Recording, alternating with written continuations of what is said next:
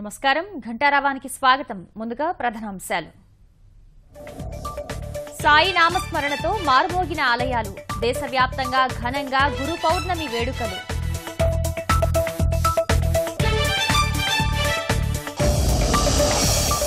అప్పన్న దర్శనానికి పోటెత్తిన భక్తులు, సింహాచలేశునికి ఆఖరి విడత చందన సమర్పణ.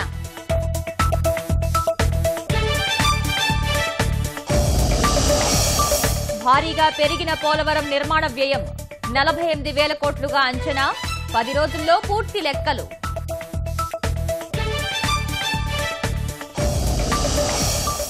వయోభారం లెక్క చేయకుండా 33 ఏళ్లు పింఛన్ కోసం పోరాటం. స్ఫూర్తికి మెచ్చి పాదాభివందనం చేసిన విశాఖ న్యాయమూర్తి. విదేశీ న్యాయవాదులు భారత్లో పనిచేయవచ్చు, వారి ద్వారా కొత్త విషయాలు తెలుసుకోవచ్చన్న సీజే.